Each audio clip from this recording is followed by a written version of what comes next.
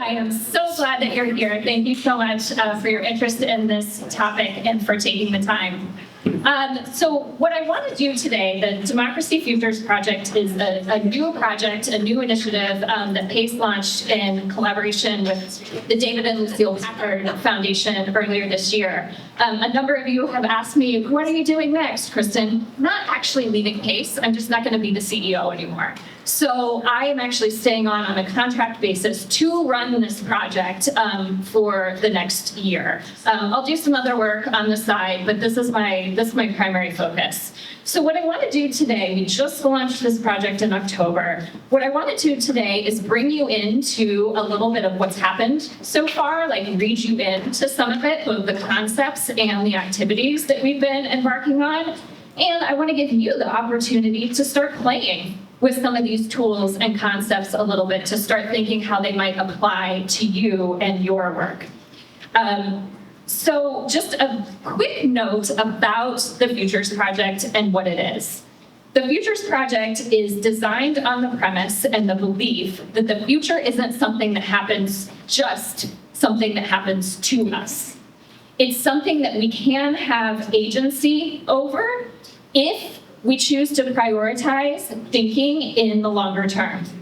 But we also know that the structure of philanthropy and democracy, we've heard this multiple times already over the course of this meeting, sometimes requires or necessitates us to focus on what seems urgent in the now and not necessarily prioritizing what's to come. We believe we need to be able to look one step ahead and 5 steps ahead, metaphorically speaking, at the same time.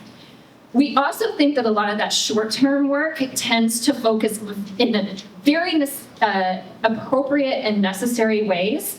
Tends to focus a lot on being in a defensive posture, thinking a lot about what we're fighting against, what we're working against, and not actually leaning into a positive aspirational vision about what is it that we're working toward. What do we want to be true? And so this project aims to help balance those, again, very natural tendencies in philanthropy and say, yes, the short-term defensive work is super important, and it needs to be coupled with a proactive, long-term, positive, aspirational visioning process. So the 2 goals, well, there's a number of goals, as you see on the screen, but the way that I will articulate the 2 goals of this project, one is to build the capacity of funders to think about the future, and recognizing that it's a skill set. It requires a different part of our brain and a different set of skills than we are used to naturally using in our work. And the second is to then be able to say, okay, if we build this capacity for foresight and futures thinking and scenario planning that we can deploy in any number of situations or any number of contexts, what does that allow us to do? It allows us to hold up our strategies against those potential futures and say, is our strategy sufficient to meet the moment that we can see coming? And so what that gives us the opportunity to do is say, okay, if this is the potential future that's coming, first of all, how do we feel about that? Second of all, if it's something, because it could be good, right? Sometimes our default tendencies are to think about the future as something that's scary or dystopian or that we're afraid of. The future can also be, especially if we take this type of work into account, the future can also be something that is positive and hopeful and that we want to usher in, right? And so what this project aims to do by building and expanding those skills and capacities through the science of futures and foresight thinking is to then help us be able to hold up our strategies and say, okay, if this is our work and these are the things that might happen, how do we feel about those things? Are they things that are good, that we want to happen and that we want to happen faster? And if so, what can we do to respond to that, perhaps hasten the opportunity to build and create some of those things? Or if those are some things that we are not thrilled about and we don't want to see happen, what can we do to either slow or stop them from happening, or at least mitigate the potential worst consequences of them happening? So again, this whole effort is really about building agency over the future and recognizing that it's not something that passively happens to us, but that we can have a role in responsibly stewarding and ushering. And so we're doing this over the course of, it's a 4-stage project. You'll see that we started capacity building and horizon scanning in October, and that's part of what I'm going to share with you today. So next, I want to tell you, so this is what these are the 3 questions that futures and foresight thinking empower us to ask. What will happen? What would we like to happen? And what might happen? Okay, so these are the 3 questions that are aimed at priming our brains to think in different ways about the future and what might be coming. What that then enables is scenario planning. And what scenario planning is it's a structured approach that helps organizations imagine, based on those 3 questions that we just went through, what might happen in the future. And it uses provocative stories about the future to help organizations adapt to be better prepared for today and for tomorrow. So there are a number of futures and foresights methodologies. There's an entire industry built around this. Lots of folks really steeped in the science and the structure of it. We in our project have prioritized 3: futures thinking, foresight thinking, and scenario planning. Descriptions of these types of approaches, of all of these types of approaches, actually, and the distinctions between them can be found in a great new toolkit that was just put out by our friends and partners. There's Emily or Maya. Are either of them in here? Emily and Maya, who are here from the Democracy Funders Network, they just put out a toolkit called Becoming Futures Ready. And so that is kind of a manual or toolkit to help you understand some of these different tools that are available to you. The ones that we started with in Workshop 1 that I'm going to go over with you today was primarily horizon scanning. So let me tell you what horizon scanning is. So to inform a wide-angle view of the possibilities of what the future could look like, we employed 2 principles of horizon scanning. One that's called outside in, and one that's called future back. And so I'll tell you what each of those mean. So as what we looked at was we basically said, as philanthropists, our levels of influence are our strategies, our resources, our mindsets, and our approaches. So that's what we see in this middle gold box. This is what we have the most control over and the most agency over in our spheres of influence and in our daily work. However, we must also consider the broader contextual factors. I'm jumping ahead of myself. So conventionally, we tend to use these tools in the middle, the things at our disposal, to influence and shape the elements of democracy that we care about and that we've started talking about, right? So we think about these things, the things in the gold box, in service of the things in the gray box, right? But what we also need to consider is the broad contextual society level factors that are likely to shape democracy and therein likely to shape the work that we do in the future. So this is a visual of the outside in horizon scanning that we did. Is we started by saying what's in our sphere of influence to control in the gold box is super important, but what we're actually going to start with is we're going to start with the black box. We're going to start with the things in the black box that help us understand what could happen, what might happen in the future, and how we can bring those things closer to us. So that's outside in horizon scanning. We also engaged in what's called future back thinking. And that's looking at a time horizon. In this case, our project is focused on 25 years from now, the year 2050. We picked that year somewhat arbitrarily, but also not. It is a generation from now. It's long enough a way that it feels meaningful, and it's close enough that hopefully, God willing, most of us will still be part of it. That we will still feel that we have an investment in it, and that it's not too far away that it becomes too hypothetical or too ambiguous for us to envision. So we picked the year 2050, and we started thinking in the context of these things in the black box, what could happen in the context of those things that will impact democracy, which then will impact our work. And some of those future scenarios appear a little dystopian or dangerous.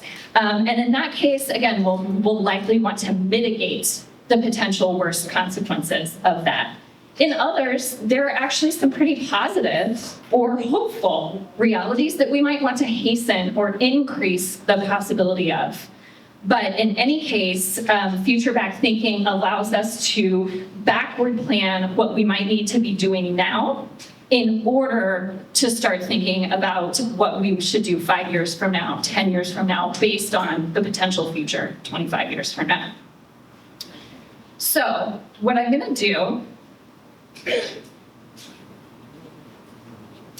is I'm going to run you really quickly through, and some of you were there. I'm looking at Emily Chamley-Wright, who is actually an advisor on this project, and some others of you, I'm doing a quick scan of the room, might have been there as well. What I'm going to do in a way that is absolutely not going to give justice to the brilliance of the 9 people that we had come to the workshop is I'm going to give you a 1 minute each summary of what they told us they think will be true from their field of experience about American democracy in the year of 2050. I'm going to go as quickly as I can, but as thoughtfully as I can. And when I go to the next slide, I'm not going to go to it yet, but when I go to the next slide, in the upper right-hand corner, you're going to see a QR code. If you scan that QR code, it will take you to a document that summarizes everything that happened in the October workshop, and it will give you links to the videos so that you can see these people talking about these things themselves. Because again, I am not even going to pretend that I can do justice to the depth or nuance or brilliance that they brought to us. So you can listen to it from them there and in a 1 minute lightning round version from me. Ready? Let's go. So the first person that we had come is a man named Eli Pariser, who some of you probably know. Eli runs an organization called New Public, and he spoke to us about the future of AI and generative technology. He argued that if Moore's law being the thing that says that everything doubles every 2 years, if Moore's law holds for AI and AI's power doubles every 2 years, the impact of technology and automation on society could be unfathomable. Traditional governance and political processes will be massively impacted. Governance and service delivery roles may be assumed by the private sector in some cases. The key ingredients required to develop advanced AI systems, including energy, chips, data, and research talent, are controlled by a small group of predominantly white men, concentrating power and influence. Because massive amounts of capital and energy are required to use these technologies, a small number of big tech firms could achieve unprecedented economic and political power. They could become $100 trillion super firms.